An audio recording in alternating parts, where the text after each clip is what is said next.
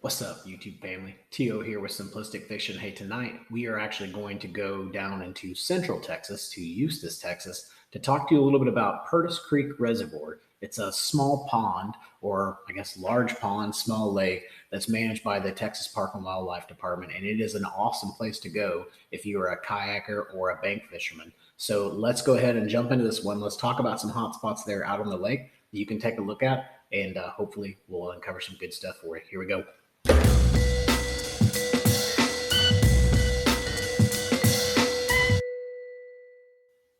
Okay, so before we jump in too far into Purtis Creek, let's talk a little bit about it real quick. It's 355 acres of surface area, so pretty large pond, small lake. It was actually built for bass fishing, so it's got a lot of largemouth bass in it, as well as crappie, catfish, and white bass as well. So it's really located in, I would say, South Central Texas or Central Texas. It's right here by Cedar Creek and just north of Athens Lake. So if you're over in that area, definitely go check it out.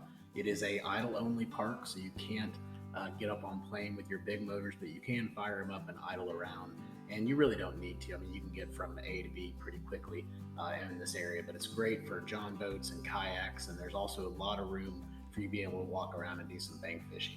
So I also wanted to show you this too real quick before we jump into the Google Earth waypoints. This is just their fishing map. You can find this out on the Texas Park and Wildlife website, but just kind of shows you some things. The black bass here, there is a 5 limit per day for largemouth bass, and they have to be 16 inches or less. So they're really trying to help the population of larger bass exist in this pond. And we throw everything back, so that doesn't really matter. But if you do keep the largemouth, please only keep the ones that are smaller, and it looks like your limit's 5. You got sand bass there, crappie, as well as catfish. I know there's some good catfish in here because last time we were here, we had some people try to give us some catfish, and they were actually fishing right along this bank line right here. So if you're out here camping and you want to do some catfishing, anywhere on these campsites would be a good place to set up. So the other thing I wanted to show you on this map that was really critical was if you look over here to the right, it says brush piles and fish habitats. And you'll notice it's each one of these black dots. So you've got a brush pile here, here, here, and then you got a group of 4 of them in this area as well. So those would definitely be hot spots to check out, especially come summertime. You got a lot of trees and things like that we'll talk about, but those would be your primary hot spots on this lake. And then the last thing I wanted to talk to you about before we jump over to the Google Earth stuff is really the contour maps for this lake. It was really difficult to find contour maps for this lake. Navionics doesn't really have it, doesn't really show much, but iBoating does have one that's out there that's pretty decent. So we'll go through it here on the contours, and we'll talk about particular hotspots to try to find the largemouth bass. But I'll also put a link to this iBoating chart in the description if you want to take a look at it. So next up is really to talk about the Google Earth waypoint. So let's jump into that thing and let's start talking about it. Here we go. So before we go too much further, just want to point out, hit that subscribe button down below, please. Helps our channel tremendously. We are so close to 1,000, we can feel it. So if you just hit that subscribe button, it would mean the world to us. And secondly, we will also be selling these waypoints out on our site, simplisticfish.square.site. I'll put all of the Google waypoints plus the offshore spots that we talk about. I'll put all those out there for $4.99. So basically $5, you'll have all those points. And then if you want the card for them for your actual graph, I'll put that one out there for Purtis Creek for $9.99. So for basically for $10, you can have all of this map breakdown right there on your graphs with a card where you just basically plug in the card and upload the points. So enough about that stuff. Let's keep moving on. I want to start off on the Google Earth waypoints on this really, I guess, kind of the north side, northeastern side of the lake. We actually pulled the year back to 2014. That was the best image that I could get. And since this is really a small lake, there isn't a ton of fluctuation that goes on. So it's kind of hard to find certain things in this lake, but I think we got some pretty good waypoints to take a look at. So up here, you got a real nice creek channel that comes along this ridge, and you can see it pretty good here. And you got a real nice high ridge that's on this side. So I would say if you're up here fishing in this area, definitely fish around that creek channel and fish around this high spot, this ridge that comes way out here into the lake. That's probably going to be a pretty good area to take a look at. And then as you're moving down here, this looks like a pretty good pond in here. So I could imagine that there was probably some pretty good depth that's in this little pocket. So I would definitely take a look at that pocket when you go up there and fish around that pocket and see what you can find. And as I go down here, I didn't see too much in the way of laydowns or anything like that that I could pick up from Google Earth. But remember, this one was a little bit tougher because this water doesn't fluctuate as much as some of our lakes and other things that are much larger. But as I was going on down, I noticed that there's this roadbed here, or what used to be a roadbed. And so I basically just looked on the other side and said, hey, does it connect? And clearly it connects. So I went ahead and marked all of this. This is some kind of an old roadbed or something. And if you've ever watched my videos before, roadbeds are key to finding bass. So definitely go out here, fish around this roadbed. If you've got fish finders, scan around the roadbed, things like that. You'll probably be impressed with what you can find out there. And then right below that roadbed in this little pocket right here, I was able to locate a little laydown, a couple different laydowns actually. You'll see it right here. So a real nice laydown that's here. This could be a real good crappie spot as well as a bass spot. And you've got another laydown that's over here too. So I would just check out this little pocket. As long as you've got some decent depth, that could be a good place to look at. And also depending on the time of year, that could always be a good place to look at. And then moving down here, there's also another brush pile in this pocket. You can see that this one was pretty significant. So some kind of brush. I put brush, it could be debris, but there's something that's under the water there that would definitely be worth taking a look at. And you can see it's just the pocket that's just down from the one we just talked about with the laydowns. And then as we get closer towards the dam, this is the main boat ramp. You got a swimming area back in here. We've done some fishing back in here. I think we actually caught a few back in here, but there's nothing that I saw from a Google Earth waypoint that I want to mark for you guys. And then moving into this pocket down by the fishing piers, you have some laydowns that are here. So you've got a laydown that's right here. And then if you look on the other side, you've got some kind of debris that's right here that would definitely be worth fishing around, and some that's over here as well. So we'd definitely look at both of those. And then moving on down the dam, we talked about it. There's a brush pile there's 4 brush piles right in this area. And then there's some brush piles that go along this point here. I'll show you what I've done with the Google Earth waypoints, and I'll go ahead and mark those brush piles for you guys so that you have them when you purchase those points on our site. So moving over here to the west side, we've got some debris that's over here. So good area to fish around, some debris in this area as well, and some here too. So real good areas to take a look at and to fish around. These are probably really good crappie areas too. So pretty much a lot of the spots that we've talked about so far are all bass and crappie spots, so would be good places to look for both.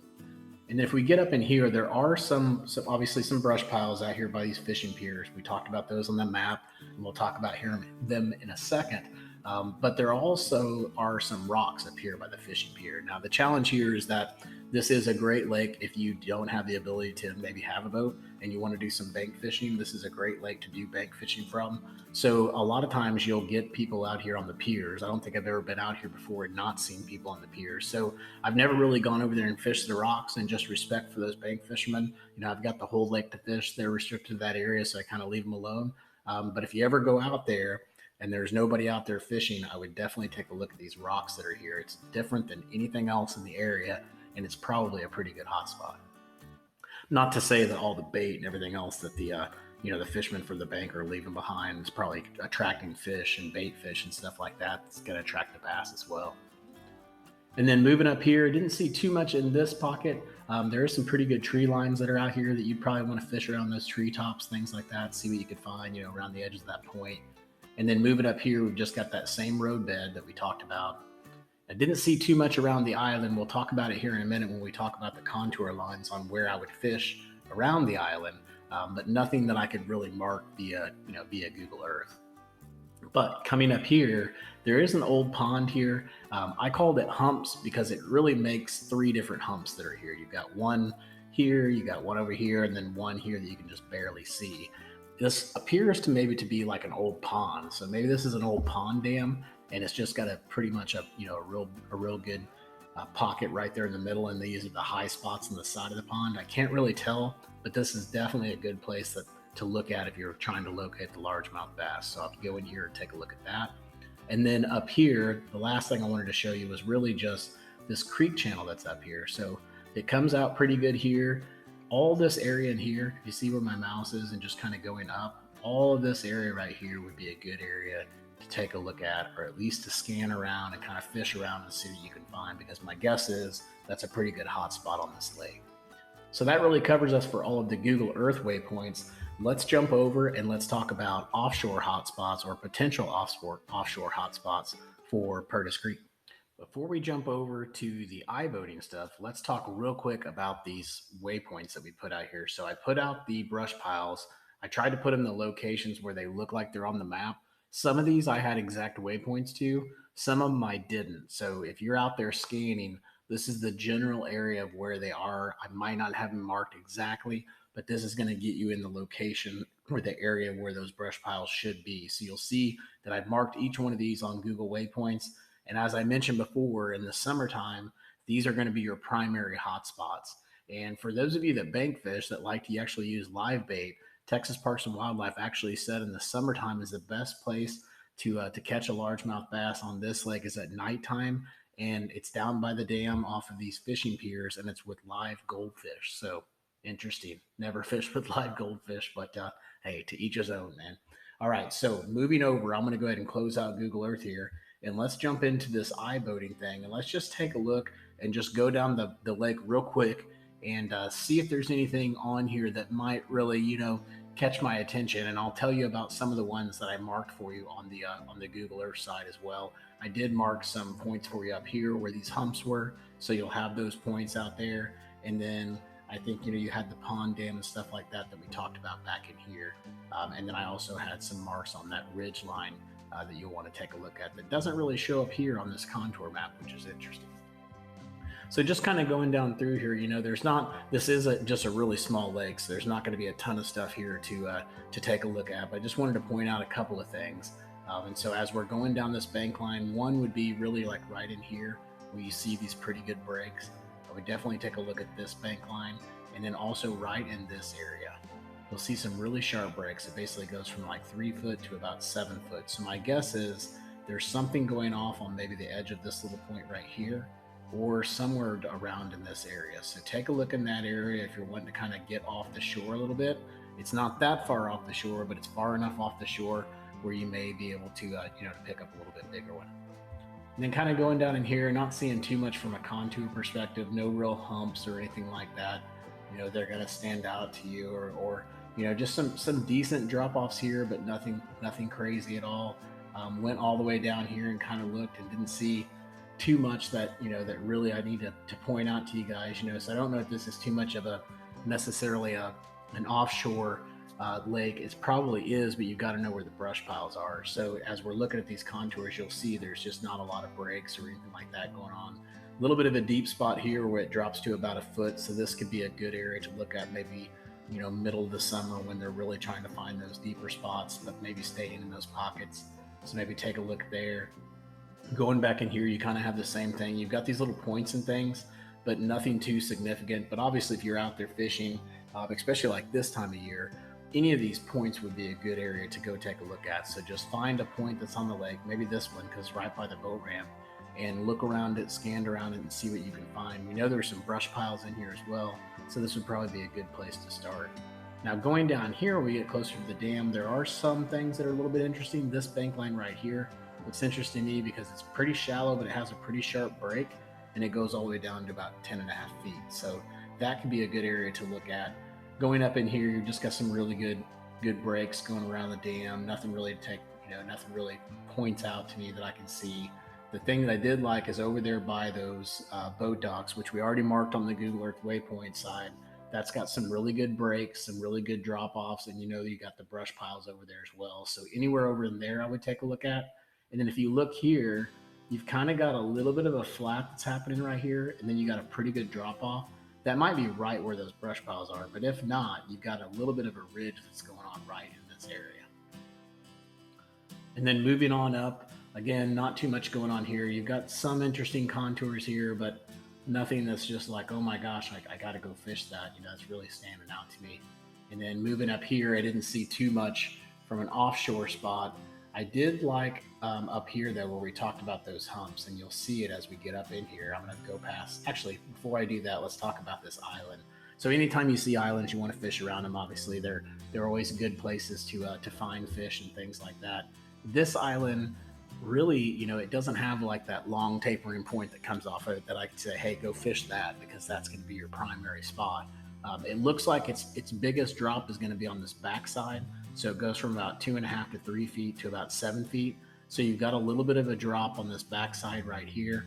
This would be more of your shallow side, so this is probably not going to be too productive here. But I would say anywhere from this point right here coming off back around this backside is probably going to be your more predominant spot on that island. And then moving on up here, getting fairly shallow, but the whole lake is essentially shallow. But up here, you've got that pond that I was talking about, that old pond or whatever it was. But you've really got 3 different humps, and that's what I was talking about earlier. You've got one right here that goes, it goes from about 6.5 feet to about 3 feet high right here. So 3 feet to about 6.5 feet, and then back up to about 2 or 3 feet. So you've got one that's right here, one that's right here, and one right here. So I marked all of those for you guys as well, so you could take a look at them. And the only other thing that really caught my attention from a contour perspective on this particular image would just be right up in here. I know it's fairly shallow, but really you're going from 0 feet to about 4 feet pretty quickly. So just right in here could be a good area to take a look at. So that really wraps us up with Purtis Creek. I know that seemed pretty fast. Being such a small lake, or really just a huge pond, there's not a lot I could find from a contour perspective, but did find quite a bit on the Google Earth spots.